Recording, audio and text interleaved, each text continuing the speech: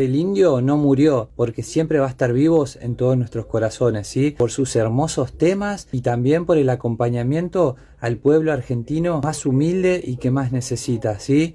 Ese gran corazón, quiero decirle a la familia, mi más sentido pésame a toda la familia y a todos aquellos que aman al indio, ¿sí? Y siempre lo vamos a recordar toda la vida, siempre va a estar una parte de él en todo el pueblo argentino, ¿sí? Ese pueblo que siempre él hablaba y decía que siempre hay que apoyar al obrero y estar siempre con ellos y su familia, ¿sí? A los trabajadores de FATE, habla indio, quería solidarizarme con ustedes. Compartilo y un abrazo fraternal a toda la familia, mi más sentido pésame y respetos a todos aquellos que aman al Indio Solari para siempre, ¿sí? Una noche de cristal que se hace añicos.